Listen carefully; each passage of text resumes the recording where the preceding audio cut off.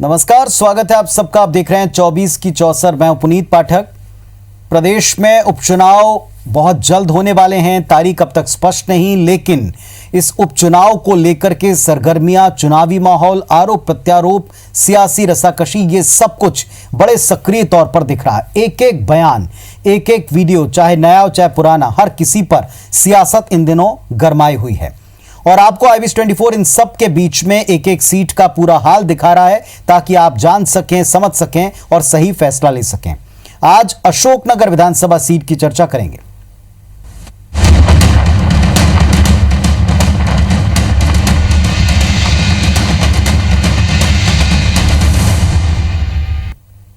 तो 24 की चौसर में आज अशोकनगर की बात। बीजेपी का मजबूत गढ़ यह है। अशोकनगर सीट पर पिछले विधानसभा चुनाव में कांग्रेस के टिकट के ऊपर जजपाल सिंह जज्जी ने सेंध लगाई, लेकिन अब जजपाल सिंह बीजेपी में आ चुके हैं। कांग्रेस ने जनता से धोखा इसे बताया और चुनावी मुद्दा बना लिया। यह तय है कि अनुसूचित जाति के लिए आरक्षित अशोकनगर विधानसभा में मुकाबला कड़ा दिख सकता है। हालांकि सीट का जो सियासी इतिहास है वो जनता पार्टी और चेहरे पर लोग वोट करते हैं, इस तरह का रहा है। लेकिन बीते कुछ सालों में सभी चेहरों ने जीतने के बाद आम लोगों को हर बार निराश किया है।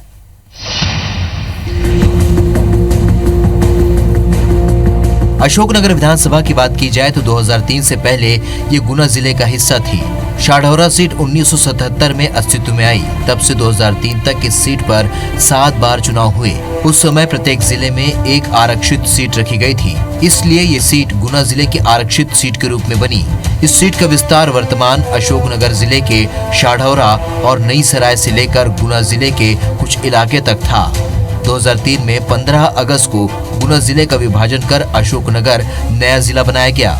2 जिले होने पर दोनों में अलग अलग सुरक्षित सीट बनानी पड़ी, इसलिए शाढौरा सीट का जो हिस्सा गुना जिले की सीमा में आता है उसे गुना सीट में शामिल कर गुना को आरक्षित कर दिया गया। वहीं जो हिस्सा अशोकनगर जिले की सीमा में आता था उसे अशोकनगर में मिलाकर अशोकनगर सुरक्षित सीट बना दी गई। वहीं पुराने अशोकनगर का कुछ हिस्सा ईसागढ़ चंदेरी सीट में चला गया। इन वर्षों में हुए चुनाव में शाढौरा विधानसभा क्षेत्र में 1977 में विधानसभा चुनाव हुआ। उसके बाद वर्ष 1980, 1985, 1990, 1993, 1998 और 2003 में इस सीट पर विधायक चुने जाते रहे। इन 7 चुनाव में मैदान में उतरे कुछ नेता अब दूसरी सीटों से अपनी किस्मत आजमाते हैं। इस विधानसभा सीट में कुल 1,78,260 मतदाता हैं। करीब 38,000 अनुसूचित जाति वर्ग के मतदाता हैं। 28,000 यादव मतदाता हैं। 25,000 रघुवंशी मतदाता हैं। करीब 14,000 ब्राह्मण मतदाता हैं, तो 10,000 जैन और 12,000 मुस्लिम के अलावा 14,000 अन्य जातियां हैं। जातिगत आंकड़ों के लिहाज से अशोकनगर विधानसभा में अनुसूचित जाति, यादव और रघुवंशी मतदाता निर्णायक भूमिका में होते हैं। अशोकनगर ने जिन भी विधायकों को जिताकर भेजा वो जाने के बाद उस इलाके को भूल गए। चुनाव से पहले वादे और दावे तो खूब हुए, लेकिन जमीन पर काम नजर नहीं आया। एक बार फिर मतदाता उन्हीं वादों और दावों को टटोल रहे हैं। संतोष शर्मा, IBC 24, अशोकनगर। मध्य प्रदेश में उपचुनाव का ऐलान या तारीखों का ऐलान भले ही ना हुआ हो, लेकिन अशोकनगर में चुनाव की सुगबुगाहट काफी तेज है। बड़े उलटफेर के बाद कांग्रेस की सरकार गिरी, मध्य प्रदेश में बीजेपी की सरकार बन चुकी और अब कुल मिलाकर 22 सीटों समेत 24 पर उपचुनाव। इन 24 सीटों में से एक सीट अशोकनगर विधानसभा क्षेत्र भी है। चुनाव के मद्देनजर संभावित जो दावेदार हैं वो इन दिनों बेहद सक्रिय हैं। बीजेपी से जजपाल सिंह जज्जी का नाम तकरीबन तय है, तो वहीं कांग्रेस को मजबूत कैंडिडेट की तलाश है और ये एक बड़ी चुनौती। 2018 से पहले ये सीट बीजेपी की गढ़ मानी जाती थी। लगातार 3 बार बीजेपी ने इस सीट पर कब्जा किया। 2018 में कांग्रेस के जजपाल सिंह जज्जी ने ये सीट बीजेपी से छीनकर कांग्रेस के खाते में डाली। ज्योतिरादित्य सिंधिया के समर्थक जजपाल सिंह ने सिंधिया के पार्टी छोड़ने के बाद इस्तीफा दिया और अब उपचुनाव में वो बीजेपी की ओर से प्रबल दावेदार हैं। जजपाल का टिकट भी लगभग फाइनल माना जा रहा है। कांग्रेस में संगठन बहुत कमजोर हो चुका है, पूरे देश में सब लोग देख रहे हैं, और बीजेपी का संगठन बहुत मजबूत है और बीजेपी का संगठन एक कैडर विस्तृत काम कर रहा है। तब मुझे पूरा विश्वास है। अब तक जो मेरा अनुभव है अभी पिछले 2 महीने का, तो बीजेपी के लगभग सारे लोगों ने हृदय से हम लोगों को स्वीकार किया है और उनके साथ लगातार हम लोगों की बातचीत हो रही है, मिलना जुलना, तो कहीं हमें लगा नहीं ऐसा। हाँ, ये जरूर है कि कुछ लोग जो अपने आप को मान के चलते थे कि वो विधानसभा के उम्मीदवार हो सकते हैं या भविष्य में होंगे, उनको तो ये प्रजातांत्रिक व्यवस्था है कहीं ना कहीं लोगों को, लेकिन मुझे विश्वास है कि वो लोग भी अंत में जब पार्टी कोई निर्णय ले लेगी, जिससे टिकट का निर्णय हो जाएगा, तो वो लोग निश्चित रूप से मेरे साथ रहेंगे। आने वाले उपचुनाव में जजपाल सिंह पहले से ही अपनी जीत का दावा कर रहे हैं। पिछले 1.5 साल के कार्यकाल में किए गए कार्यों और जीतने के बाद क्षेत्र का विकास करने की बात कह रहे हैं। हालांकि अपने 1.5 वर्ष के कार्यकाल में उनके पास गिनाने के लिए कोई उपलब्धि नहीं है, लेकिन इसके लिए वो पूर्व सीएम कमलनाथ को जिम्मेदार ठहराते हैं। हम लोग चुनाव लड़े थे, तो हम लोगों को उम्मीद थी कि हम लोग क्षेत्र में विकास या आम जन के हित में कुछ अच्छे निर्णय करा पाएंगे कांग्रेस सरकार से। और हम लोगों ने चुनाव में हमारे नेता श्री कमलनाथ सब लोगों ने जनता से जो वादे किए, उन वादों की बदौलत जनता ने, किसानों ने हम लोगों को चुना। लेकिन जब सरकार बनी और हम लोग MLA बनते, हम लोगों ने जब प्रयास किए तो वो सारी चीजें जो हम चुनाव मंच के माध्यम से हमारे नेता बोलते रहे, जनता को विश्वास दिलाते रहे, या हम लोगों ने जनता को विश्वास दिलाया, उस क्षेत्र में जब हमने काम करने का प्रयास किया, मुख्यमंत्री जी के सामने, मंत्रियों के सामने वो सारी मांगे हमने रखी जो हमने चुनाव में वादे किए तो उनकी पूर्ति की जाए। लेकिन 15 महीने के कार्यकाल में हम लोगों को बड़ी निराशा हाथ लगी। ज्योतिरादित्य सिंधिया के बीजेपी में जाने के बाद अशोकनगर में कांग्रेस की हालत खराब हुई है, लेकिन बावजूद इसके इस विधानसभा पर अपनी दावेदारी जताने वालों की कमी नहीं है। कांग्रेस के दावेदारों में आशा दोहरे, त्रिलोक अहिरवार और अमित तावरे का नाम प्रमुख रूप से लिया जा रहा है। कांग्रेस की ओर से अपनी उम्मीदवारी जताने वाले प्रत्याशियों का कहना है कि पिछले 1.5 साल में मध्य प्रदेश में कांग्रेस पार्टी ने जो विकास कार्य किए हैं उनको लेकर जनता के बीच जाएंगे। साथ ही जो धोखेबाजी कांग्रेस के विधायकों ने की है उसको जनता के समक्ष रखेंगे। हमारे परम सम्माननीय मुख्यमंत्री जी कमलनाथ जी ने जो काम 15 महीने में किए हैं, वो भाजपा मुख्यमंत्री शिवराज सिंह ने 15 साल में भी नहीं किए। मुख्य और जो जमीनी समस्या है, जमीनी समस्या एक मैं आपका ध्यान आकर्षित करना चाहता हूँ, जमीनी समस्या है बिजली के बिल। आज कमलनाथ जी के सरकार के समय बिजली के बिलों की जो हालत थी कि बिजली के बिल 100 और 200 रुपए के बिल आ रहे थे, और आज वही बिल, उन्हीं लोगों के वही बिल आज 1000 और 1500 और 2000 रुपए सबसे महंगी। और दूसरी बात, कमलनाथ सरकार में जो कर्ज माफी का मुद्दा था, कर्ज माफी भी कमलनाथ सरकार ने दो चरण में कर्ज माफी की है। जो 22 विधायकों ने जो इस्तीफा दिए और लोकतंत्र की हत्या की है, ये बहुत गलत किया है। ये निजी स्वार्थ के लिए किया है उन्होंने, और इस तरह से जनता को बेवकूफ बना के, उनका वोट हासिल करके, उनका विश्वास तोड़ के अगर वो दूसरी पार्टी में जाते हैं अपने स्वार्थ के लिए पैसे लेके, जो कुछ भी हुआ है उसके बारे में मैं कुछ नहीं कहना चाहती, लेकिन ये गलत है और इसकी मैं बहुत निंदा करती हूँ। नेता से जनता नहीं बनती, जनता से नेता बनते हैं, और उनने जो मेरे ख्याल से ये बहुत बड़ी गलती है, दल बदलना या दूसरी पार्टी में जाना। अगर उनको अपने आप को सिद्ध करना था या उन्हें जनता की तकलीफ दिखाई नहीं दे रही थी, तो वो काम करके इस चीज को सिद्ध करते, ना कि दूसरी जगह जाके या दूसरी पार्टी में मिक्स होके। उनका भी अपना कुछ निजी स्वार्थ रहा होगा, मैं इसके बारे में ज्यादा कुछ नहीं कहना चाहती, लेकिन फिर भी ये गलत है। अशोकनगर जिले में सभी विधानसभाओं पर ज्योतिरादित्य सिंधिया का विशेष प्रभाव है। लंबे समय से इस लोकसभा सीट से सिंधिया परिवार चुनाव जीतता आया है। अब ज्योतिरादित्य सिंधिया बीजेपी में शामिल हो गए हैं, तो मुख्य रूप से बीजेपी की ओर से प्रभावशाली नेतृत्व ज्योतिरादित्य सिंधिया का ही रहेगा। वहीं कांग्रेस की अगर बात की जाए तो दिग्विजय सिंह को भी इस क्षेत्र के लिए प्रभावशाली नेता माना जा सकता है। निसंदेह दोनों ही पार्टियों के लिहाज से अगर देखा जाए तो ज्योतिरादित्य सिंधिया महासतील वाला लीडर है। न केवल अपने इलाके में बल्कि प्रदेश भर में अपने नाम पर लोगों को वोट दिलवाता है, वोट दिला सकता है, वोट ले सकते हैं। तो बड़ा चेहरा होने के नाते कांग्रेस में इस पूरे क्षेत्र में अगर ज्योतिरादित्य सिंधिया को ये कहते हैं कि वो अपने दम पर कांग्रेस को खड़े किए थे, आगे बढ़ा रहे थे, तो ये कोई बड़ी बात नहीं है। मगर बीजेपी में आने के बाद अब वो कितने प्रभावी रहेंगे और उनका जो पूरा ग्लैमर है या जनता के बीच उनकी जो महासतील है या जो चर्चित चेहरा है उनके नाम पर जो भीड़ आती है, वो बीजेपी के लिए भी एक सोचने वाली बात होगी कि उनका कितना उपयोग कर सकते हैं। अपने क्षेत्र में वो निसंदेह सबसे बड़े नेता है, कद्दावर नेता है और चीजों को अपने तरीके से प्रभावित करते हैं। कांग्रेस पार्टी छोड़कर बीजेपी में शामिल हुए विधायकों को बीजेपी की ओर से टिकट मिलना तो लगभग तय है, लेकिन उनके लिए जीत आसान दिखाई नहीं देती। मतदाताओं का कहना है कि उन्होंने विधायक को 5 साल के लिए चुना था, मगर बीच में ही अपने व्यक्तिगत स्वार्थों के लिए इस्तीफा देकर प्रदेश में दोबारा चुनाव कराना सही नहीं है। कांग्रेस भी निश्चित ही इस बात को मुद्दा बनाएगी। देखिए, राजनीतिक रूप से यही एक मुद्दा रहेगा चुनाव में कि जिस तरह से सरकार गिराई गई और सरकार बनाई गई, क्या जनता उस चीज को स्वीकार करेगी? जनता के लिहाज से अगर देखा जाए तो उन 24 या 22 विधायक जो रहे हैं, 24 से चुनाव हुआ, 22 विधायकों ने जो बगावत की थी, उनको मैंडेट बगावत करने के लिए नहीं दिया गया था। तो सबसे बड़ा मुद्दा इस बार यही होगा।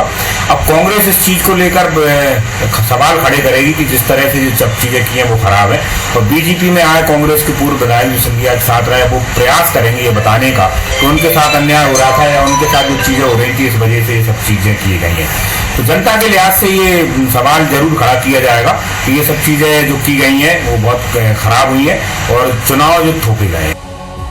वहीं कांग्रेस पार्टी से बागी होकर बीजेपी में आए नेता को टिकट मिलने से लंबे समय से बीजेपी में काम करते आए नेताओं में भी गुस्सा होना लाजमी है। अगर बड़ी संख्या में बीजेपी के लोग बागी हुए तो यहाँ पार्टी को मुश्किल का सामना करना पड़ सकता है।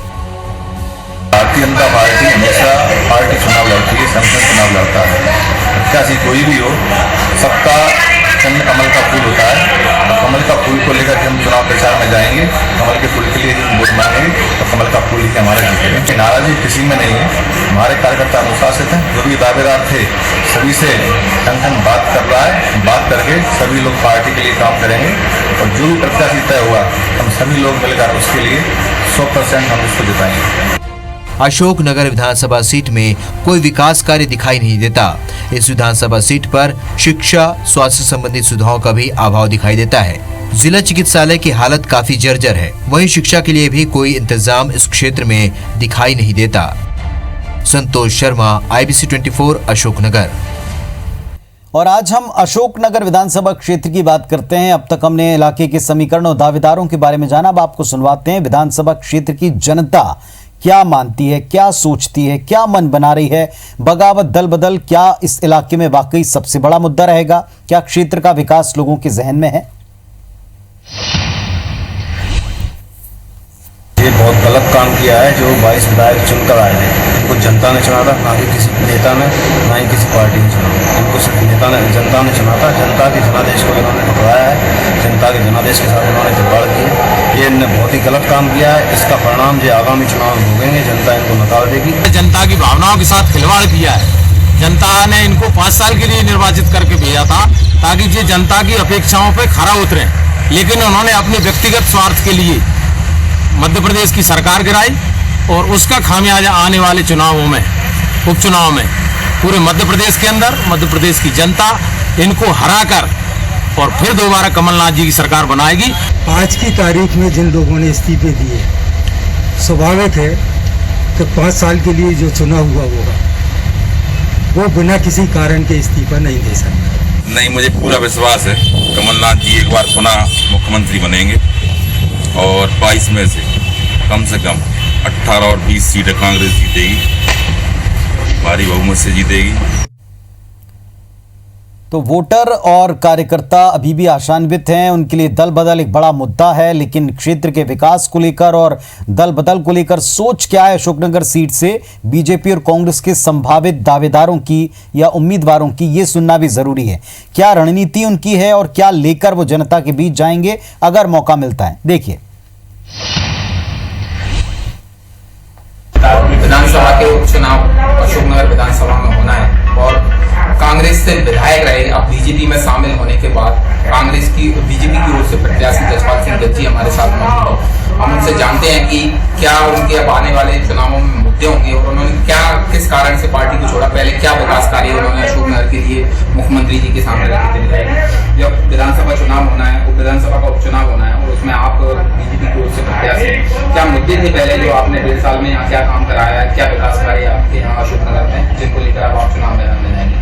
चुनाव मंच के माध्यम से हमारे नेता बोलते रहे हैं, जनता को विश्वास दिलाते रहे, अपनी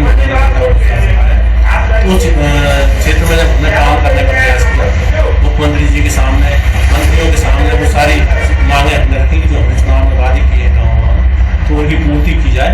लेकिन 15 महीने के कार्यकाल में हम लोगों को बड़ी निराशा हाथ आई कि वो सारे काम नहीं हो पा रहे, बल्कि उल्टा जो जनता के हित में पिछली शिवराज सिंह सरकार में जो निर्णय थे कि चाहे मुख्यमंत्री तीर्थ योजना हो, मुख्यमंत्री कन्यादान योजना हो, और अशोकनगर में कन्यादान योजना जो बच्चियों की शादियां कराएं, आज भी 285 बच्चियों की शादियां हो गई, लेकिन हमने वादा किया था उनको तत्काल 51,000 रुपए देंगे, तो 51,000 रुपए बढ़ा तो दिए, लेकिन किसी बच्ची को आज भी 285 बच्चियों को पैसे नहीं मिल पाए। जो मैंने अभी तत्काल वर्तमान मुख्यमंत्री से कहा उन्होंने कहा तत्काल राशि रिलीज कराएंगे। और इसी तरह से क्षेत्र के विकास की जहाँ तक बात है, मैं चुनाव में हम गाँव हमने देखा था सड़कों की हालत के गाँव खराब है, तो वो सारी चीजें हमने चुनाव में वादे किए थे लोगों से, और जब मुख्यमंत्री से PWD मिनिस्टर से हमने बार बार उसके लिए निवेदन किया, लेकिन वहां भी हमें निराशा। जीत को लेकर आप कितने आश्वस्त? हम जब चुनाव में जाते तो निश्चित रूप से, और जिस तरह देख रहा हूँ लोगों ने पिछले 15 महीने देखा है, 15 महीने की सरकार में गरीबों की वो सारी योजनाएं जिनसे उनको कहीं ना कहीं संबल प्रदान होता था, चाहे संबल योजना हो, तीर्थ यात्रा की योजना थी, कन्या सामूहिक विवाह योजना, मुख्यमंत्री कन्या विवाह योजना, इसी तरह से गरीबों, आप देख रहे होंगे कि आदिवासियों को पिछली सरकार द्वारा जब BJP सरकार था तो उनको मंथली जो गरीब महिलाओं को 1,000 रुपये पे किया जा रहा है, जो उनकी मदद की थी, लेकिन पिछले 15 महीने वो लोगों को नहीं मिल पाया। तो जैसे ही ये सरकार बदली है तो हर गरीब के खाते में वो सारी राशि डलना शुरू हो गई, पेंशन जिनको मिलती है उनको, अन्य जो भी योजनाएं गरीबों के लिए पूर्ववर्ती सरकार में चल रही थी BJP की, तो जो कांग्रेस सरकार में बंद हो गई थी, वो जैसे ही सरकार शिवराज सिंह जी की बनी है वो सारी योजनाएं चालू हो गई, और इसका निश्चित रूप से हम लोगों को लाभ मिलेगा, पूर्ण विश्वास है। बहुत बहुत धन्यवाद। ये थे विधायक जजपाल सिंह जी जज्जी, पूर्व विधायक। अब ये BJP की ओर से प्रत्याशी हैं। चुनाव के बाद ये निर्णय होगा कि कौन जीतेगा कौन हारेगा, लेकिन वो अपनी जीत को लेकर पूरी तरीके से आश्वस्त हैं, और शहर के विकास के लिए कई सारी योजनाएं उन्होंने पहले से ही अपने दिमाग में बना रखी हैं, जिनको वो निश्चित ही इम्प्लीमेंट इस BJP सरकार में शिवराज सिंह जी से करा पाएंगे। अशोकनगर विधानसभा के जो चुनाव होना है उसके लिए कांग्रेस की ओर से प्रबल दावेदारी कर रही अनीता जैन की बहू आशा धोरे आज हमारे साथ मौजूद हैं। उससे जानेंगे कि कैसे इस क्षेत्र में वो पहुंचेगी, लोगों की जनता के बीच में जाएंगी और किस तरीके से ये अपनी जीत का दावा सिद्ध करेंगी। सबसे पहले तो जो आज के किसानों के साथ हो रहा है, उनके जो बेचारों की मेहनत, जो अनाज है उसकी सही तरीके से बिक्री नहीं हो रही है, किसान बार बार परेशान हो रहे हैं, घंटों घंटों तो बहुत छोटी सी बात है, 2-2, 3-3 घंटों मंडी में बैठना है, फिर उसके बाद उन्हें वापस आना पड़ रहा है। सबसे पहले उनके लिए देखूंगी, और बहुत मुद्दे हैं, और फिर जब मौका आएगा तो हम करके दिखाएंगे कि विधायक क्या होता है। और रही बात 15 महीने की, काम करने के लिए इंसान को बहुत कम वक्त ही बहुत हो जाता है, और इंसान को जिसको काम नहीं करना होता उसके लिए 15 महीने क्या 5 साल भी कम लगते हैं। आप जीत को लेकर अपने आप को कितना आश्वस्त मानती हैं? जो आने वाले चुनाव में आपको उन पर पार्टी विश्वास दिलाती है, तो आप कितना मानती हैं कि आप जीत कराएंगे चुनाव? पक्की है हमारी जीत, और हम ये अपने ओवर कॉन्फिडेंस से नहीं कह रही हूँ। ये आज हम जा रहे हैं, गांव में जा रहे हैं, जनता के बीच में जा रहे हैं, जो हमें जनता आगे से प्यार मोहब्बत दिखा रही है, प्यार दिखा रही है कि नहीं आप आओ, उसके दम पे हम लोग चुनाव लड़ने की सोच रहे हैं। हम अपने ये नहीं कि हमें कोई कॉन्फिडेंस है इस बात का, नहीं हम जीतेंगे, जनता हमें जिताएगी और हमें पूरा विश्वास है। BJP की ओर से जो बागी हुए विधायक हैं, कांग्रेस से जो बागी हुए वो BJP में पहुंचे हैं, उनको लेकर आपको क्या आरोप है? वो जनता के बीच में जाएंगे तो किन चीजों का सामना करना पड़ेगा? उनका सामना तो आप पूछो मत, वो जब जनता बैठी हुई है तैयार इस चीज के लिए हमारे सामने आए। हम गाँव में जाते हैं, लोग कहते हैं एक बार तो आए हमारे सामने, हम उनको बताते हैं अच्छी तरीके से, क्योंकि जनता का बहुत विश्वास खो दिया है उन लोगों ने। आदमी उनपे विश्वास करके उसके लिए मेहनत की हर एक आदमी ने, लेकिन उनने इतना बुरा किया है, ये बहुत गलत है, और जनता ही देखेगी अब। ये थी आशा धोरे जो अपनी प्रबल दावेदारी अशोकनगर विधानसभा से जता रही हैं। अब पार्टी का टिकट मिलना ना मिलना ये पार्टी के हाथ में। अगर ये टिकट मिलता है तो शहर और जिले के विकास की बात ये अपनी तरफ से रख रही हैं। संतोष शर्मा, IBC 24 अशोकनगर। तो ये था अशोकनगर का हाल। अशोकनगर की जनता की जुबानी दावेदार क्या सोच रखते हैं, इसका पूरा ब्यौरा हमने आपके सामने रखा। एक और विधानसभा क्षेत्र का पूरा हाल बताएंगे। खबरों अपडेट्स के लिए आप देखते रहिए IBC 24। नमस्कार।